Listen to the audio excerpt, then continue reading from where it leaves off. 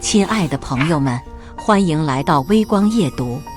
我爸是局长，你再敢惹我，信不信我让你退学？陈龙威趾高气昂地指着地上的李傲峰，表情十分凶狠。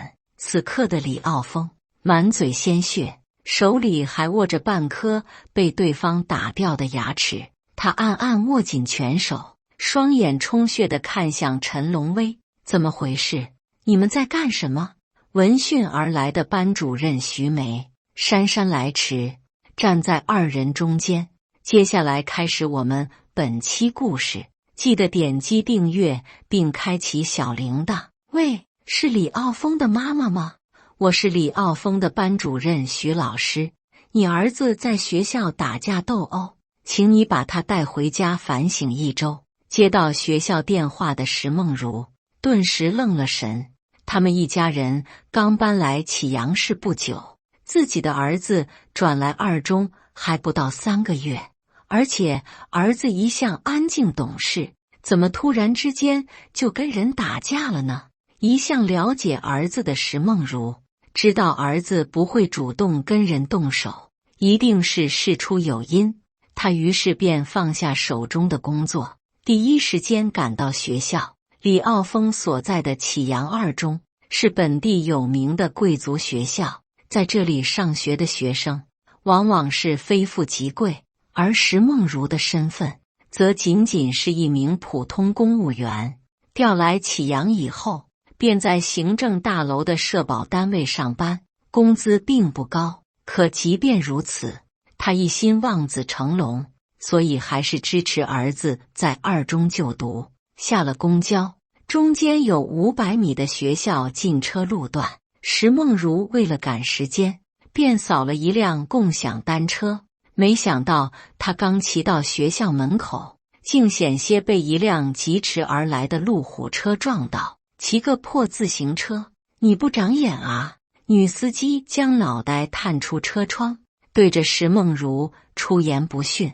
对不起，对不起。石梦如一边道歉，一边忽然想起什么，你也是学生家长吧？学校是禁止社会车辆驶入的，我看你还是把车停在外面吧。要你管，整个学校都得听我的，真是少见多怪。女子说完，一脚油门便开了进去。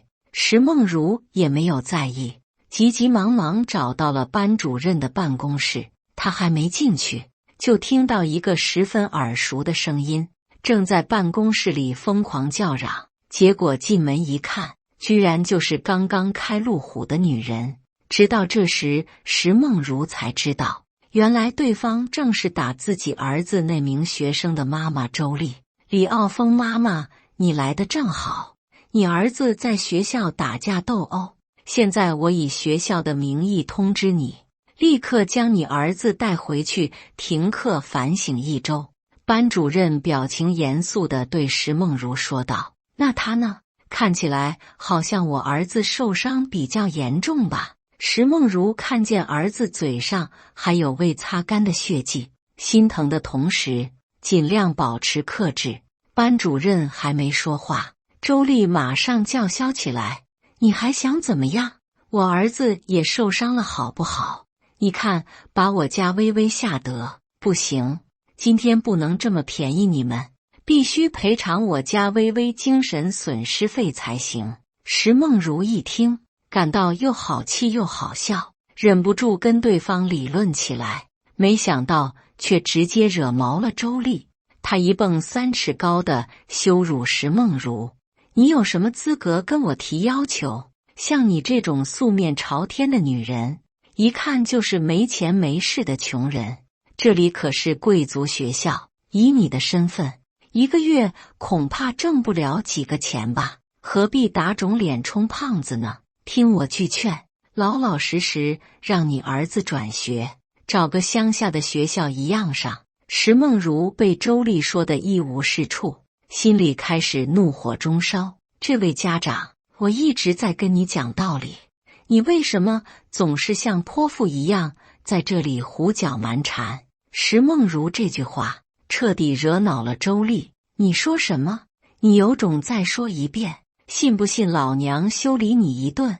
周丽说着，就伸手去推石梦如，石梦如直接将他挡开。周丽的儿子见状，立刻冲到妈妈面前，一脚将石梦如踹倒在地。“你敢动我妈，我弄死你！”这时，石梦如的儿子看见妈妈被陈龙威踢倒，顿时勃然大怒：“妈，你怎么样？”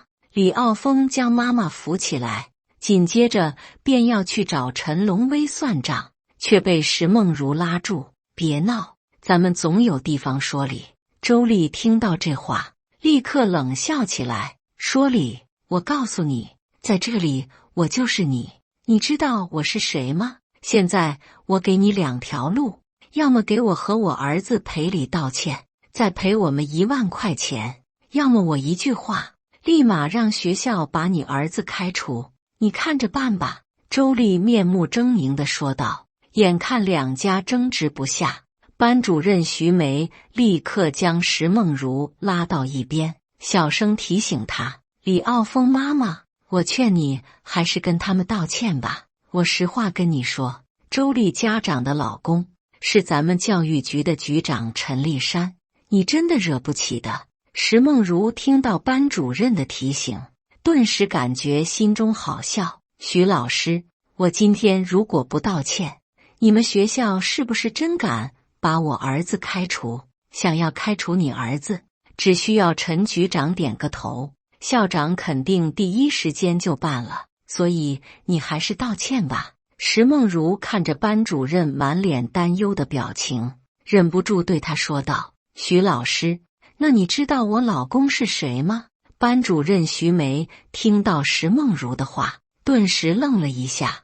她当然知道对方的老公是谁，因为学校对于每个家长的底细，理论上都是知根知底的。尤其是像二中这样的贵族学校，哪个学生的父母是当官的，哪个学生的父母是当老板的，学校老师全部门儿清。可以这样说，启阳二中里的学生，没有一个是平民老百姓，家里多少都有点实力。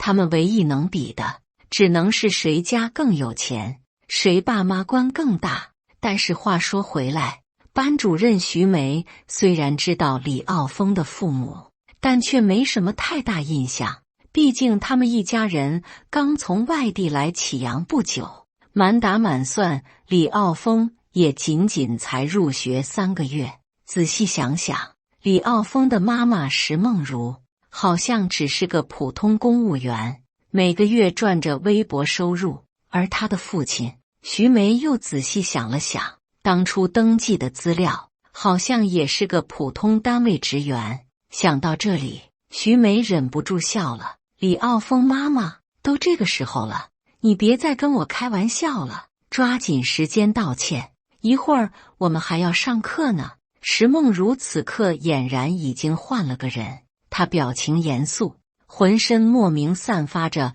不容侵犯的气场，说话也开始拿捏起腔调：“徐老师，我希望可以跟你们校长谈谈。”“没这个必要吧？这种事情。”两人正说着，早就等得不耐烦的周丽直接冲过来：“我说你们有完没完？跟你这种穷人真是浪费不起时间，快点道歉，不然我马上通知学校，让你儿子滚蛋。”石梦如轻飘飘扫了周丽一眼，嘴角上扬：“好啊，会道歉的，但是是你跟我道歉。你大白天做什么白日梦？是不是听不懂人话？我说我是教育局局长陈立山的老婆，你惹得起吗？惹不惹得起？一会儿你就知道了。”石梦如此刻从容了不少，她从包里掏出手机，拨了一个号码：“老李，你马上来二中一趟，别问了，你儿子被人欺负了，你到底管不管？给你20分钟。”石梦如挂了电话，再次看向周丽：“20分钟后，我给你答案。”周丽一脸不屑：“真是会装腔作势，我用不了20分钟，5分钟就能让你后悔。”说着，周丽也掏出手机：“刘校长吗？我是陈立山的老婆，你马上过来徐梅老师的办公室见我。”不一会儿，校长刘森林便屁颠儿地跑过来。他先是跟周丽热情地打招呼，然后才把目光投向一旁的石梦如。对于刘森林来说，石梦如的面孔过于陌生，一是因为他儿子刚刚转学过来不久，二是石梦如平时深居简出，除了入学当天来过学校一趟，平时即便偶尔有事，他也是托人过来处理。只不过今天比较特殊，涉及到他儿子打架斗殴的事情，石梦如不得已才亲自过来。刘校长，具体的事情经过我也不想跟你多说，总之就是这个女人的儿子把我儿子打了，我现在要求你们学校马上开除李傲峰。刘森林完全不明白是怎么回事，于是看了班主任徐梅一眼。徐梅没有说话，只是点了点头。很明显，两个人都忌惮周丽的背景，所以不敢反驳她。周太太，请你放心，我们学校对于挑衅闹事者一向采取零容忍的态度。刘森林校长对着周丽母子毕恭毕敬，转身面对石梦如母子的时候，马上换了一副面孔。李傲峰同学，还有这位家长，想必你们也知道学校的规定，既然是你们的错，那么我现在正式通知你们，李傲峰同学被开除了。刘森林言语冰冷，丝毫不给石梦如任何机会，张口就把他儿子给开了。石梦如顿时气不打一处来，忍不住跟刘森林理论起来。刘校长，你不问青红皂白随意开除学生，我是有理由投诉你的。石梦如气愤地说道。不等刘森林回话，周丽趾高气昂地叫嚣道：“投诉？你上哪投诉？教育局吗？这样吧，我帮你投诉怎么样？我亲自给局长打电话。”周丽说着便掏出手机，故意提高音量：“喂，老公，学校有人打了你儿子，现在还要投诉校长，你要不要过来看看？”电话那头立刻传来暴躁的声音：“什么？是谁吃了雄心豹子胆，敢欺负我陈立山的儿子？你等着，我马上到学校。”陈立山正是启阳市教育局的局长，同时也是周丽的老公，打人者陈龙威的亲生父亲。陈立山是土生土长的启阳人，以前是教师出身，因为长相英俊又颇具才学，所以深受周丽的喜欢。周丽以前是陈立山所在学校的校董，他的父亲则是启阳市副市长兼公安局长，在启阳可谓是只手遮天。彼时的陈立山一无背景，二无靠山，也就在学校拿个死工资。他除了相貌好、嘴会说，其他并没有什么优势。但偏偏身为校董的周丽爱上了陈立山的长相，两人在学校低头不见抬头见，一来二去就走到了一起。陈立山知道周丽的身份，所以对她表现得无比殷勤，打定主意要将这位高干子女追到手。攀上周丽之后，陈立山命运的齿轮才开始转动。在老丈人的提携栽培下，陈立山开始从政，一路从教育局小职员做到了局长的宝座。回顾他的成功，一直都没有离开老丈人的帮助，这也是为什么陈立山身为堂堂教育局长，却如此怕老婆的原因。周丽一个电话，陈立山便马不停蹄往学校赶。谁敢欺负我儿子？不知道这是什么地方吗？陈立山一过来，就劈头盖脸把现场的人全部臭骂一遍。爸，就是这小王八蛋欺负我，你快点让校长把他开除。看见老子过来，陈龙威更加有恃无恐，指着李傲峰便大骂起来。护子心切的石梦如立刻回怼：小小年纪，我警告你嘴巴放干净点，就骂你们怎么了？你儿子就是小王八蛋，一看你也不是什么正经女人。我呸！周丽眼看着现在有局长老公为自己做主，变得比刚才还要嚣张，真是不是一家人，不进一家门，上梁不正下梁歪。我算是领教了。石梦如始终寸步不让，把周丽气得够呛。你这个贱女人，你说谁呢？够了！陈立山大吼一声。等到现场安静以后，陈立山扭头看向一旁的刘森林。刘校长，这事儿你觉得应该怎么办？那当然是开除了，这没得商量。刘森林毫不犹豫地附和着陈立山。很好，那你还等什么？马上叫人办手续吧。好好好，马上办。陈局长您消消气，我这就叫人去办。正在刘森林准备差人去给李傲峰办理退学手续的时候，冷不丁一个声音传过来：刘校长这是要开除谁？闻声，刘森林立刻转过头，顿时大吃一惊。何秘书，您怎么来了？是不是市长大人有什么重要指示？何秘书，有事情尽管吩咐，我们一定按照李市长的指示去办。赴汤蹈火，在所不辞。刘森林和陈立山对着市长秘书何永超一通海夸，何永超则脸色严肃，完全没把二人放在眼里，反而是冲旁边的石梦如点头示意。没什么，我就是听说你们学校有学生闹矛盾，特意过来看看。何永超云淡风轻地说。陈立山和刘森林听完，一时间面面相觑。他们想不通，学校里两个学生打架，怎么还惊动市长秘书了？难道这其中有什么特殊关系？陈立山身为局长，也没有多想，直接把事情简单大致跟何永超说明。这个叫李傲峰的学生在学校无法无天，把我儿子给打了。我就是来专门处理此事的。何永超问：那陈局长打算怎么处理？陈立山说：开除，必须开除。对，不光要开除，还要赔偿我儿子的精神损失费。我还要这个贱女人和他儿子给我和我儿子公开道歉，不然这事儿没完。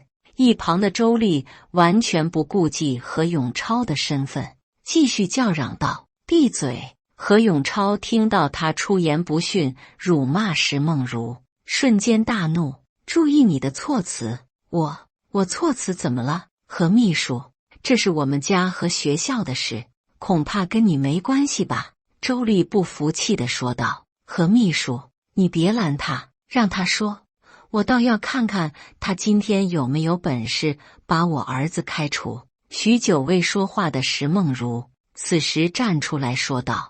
周丽一看见石梦如就暴跳如雷，死到临头还嘴硬。刘校长，你还等什么？刘森林听完周丽的话，并没有动，因为他已经有了一种不好的预感。刚才他们争吵的功夫，刘森林仔细琢磨了一下，这事儿不可能无缘无故惊动市长秘书。他既然来了，就说明这些人当中有人是市长的熟人。对于陈立山一家，刘森林自然相当熟悉，但是对石梦如和他儿子，刘森林却并不了解。保险起见，刘森林开始采取谨慎态度。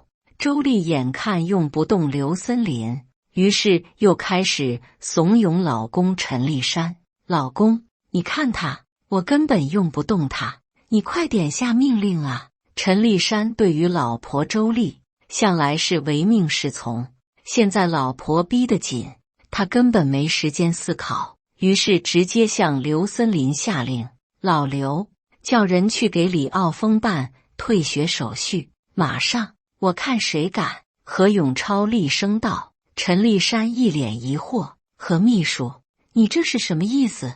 什么意思？我问你，你知道他是谁吗？何永超走到李傲峰身边，恭敬地侧身一指：他是直到这一刻，陈立山终于意识到不对劲了。我告诉你，这位是我们启阳市市长李明进的公子李傲峰。什么？陈立山和周丽，包括校长和班主任，瞬间石化。他们做梦也没有想到，这位平时在学校默默无闻、无比低调的男生，竟然是市长的儿子。这怎么可能？何秘书，您别跟我们开玩笑。陈立山还是不敢相信，市长的儿子在二中上学，他怎么会不知道？正在众人震惊不已的时候，一道谦和的声音从身后传来：怎么？难道我儿子还要天天把市长儿子4个字刻在脑门上不成？众人闻声迅速转身，当看清来人以后，一个个都瞠目结舌。李市长，真的是你！李市长好，市长好。李明进是刚刚调来启阳市的新任市长，之前一直以铁腕著称，他所治理过的地方，无论是经济还是社会秩序，都变得井井有条，蒸蒸日上，政绩可谓是相当突出。他也是为数不多的在38岁就当上地级市市长的年轻干部，事迹受到很多人的口口相传。只可惜李明进刚来启阳不久，跟这边官场上形形色色的人物还没有打成一片。就比如眼前这位教育局长陈立山，在这之前，李明进还没有正式见过他。不过陈立山倒是经常在电视上见这位年轻市长，可是对他的夫人石梦如完全是一无所知，更别提他们的儿子居然也在二中上学。李明进当初就是因为自己的特殊身份，所以在给儿子报名以及填资料的时候，他都没有出面。不仅没出面，他还特意叮嘱妻子石梦如，填家长资料的时候，千万不能写自己是市长，就写普通单位职员就行。除此以外，李明进和妻子还经常教育儿子，无论什么情况下，都不能用自己的身份去压人，尤其不能对别人透露自己的真实身份。作为市长的儿子，李傲峰除了学习优秀，个人的思想觉悟也很高。他自从转来二中以后，尽管受到周围同学的排斥挑衅，却一直保持极度克制，并没有因为自己是市长的儿子而恃强凌弱，反而是班上的陈龙威仗着自己老爸是教育局长，天天在班里和学校作威作福。陈龙威学习不好，这次考试为了能有个好成绩，他偷偷找到李傲峰，表示到时候想要抄他的答案。李傲峰当场拒绝了陈龙威的要求，并对他说，如果他愿意的话，自己可以帮他补课。没想到陈龙威不仅不领情，居然还记恨起了李傲峰。考试结果下来以后，陈龙威被老师和父母轮番批评，心里愤愤不平，于是将责任全部推到李傲峰头上。如果不是因为他不肯帮忙，自己也不会被骂。陈龙威越想越来气，于是来到学校以后，他索性把气全撒到李傲峰头上。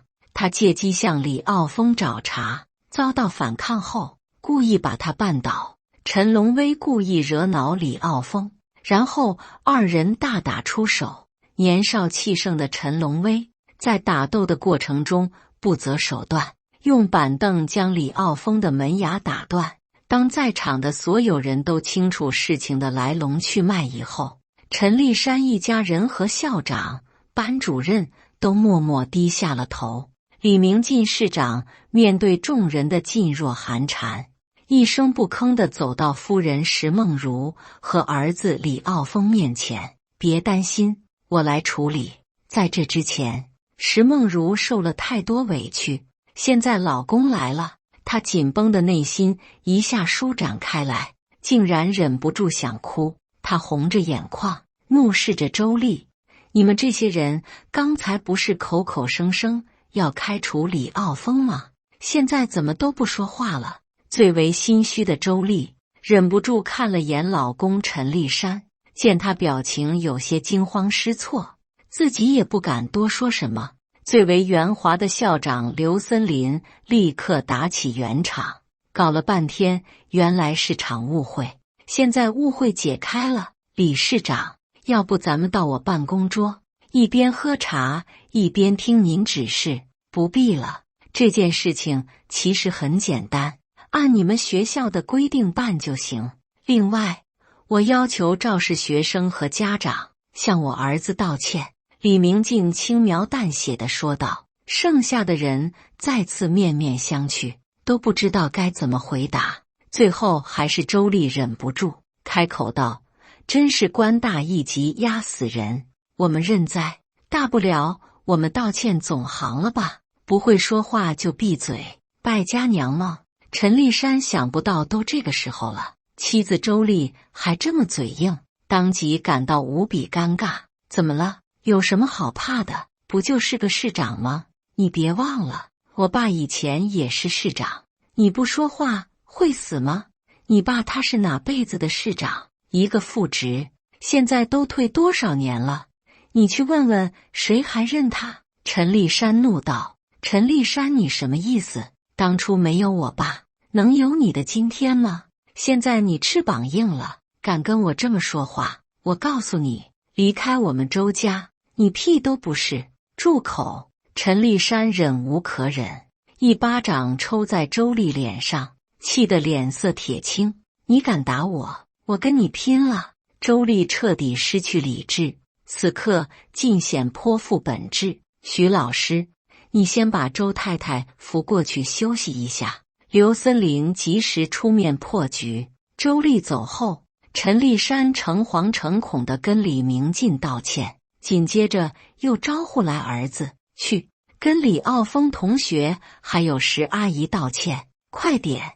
陈龙威尽管100个不情愿，但是他碍于父亲的威压以及本身的心虚，只能低头走到石梦如母子面前，乖乖认错。石梦如面无表情，一言不发，搂着儿子直接离开。李明进看见妻子走远，便对陈立山和刘森林说道：今天先这样，这周我会组织一次全市学校的安全教育会议，届时二位别忘了参加。不久后，启阳市果然召开了大规模的学校安全教育培训大会，通过二中事件，给全市学校师生敲响警钟。又过了1个月，陈立山被免去了教育局局长一职。与此同时，启阳二中的校长以及李傲峰所在的班级主任悉数更换，打人者陈龙威也转去了其他学校。感谢大家的观看，本期故事精彩吗？欢迎大家在下方评论区吐槽。如果你喜欢这类故事，记得点击订阅微光夜读，并分享给更多的人，这会对我帮助很大。再次感谢大家的观看。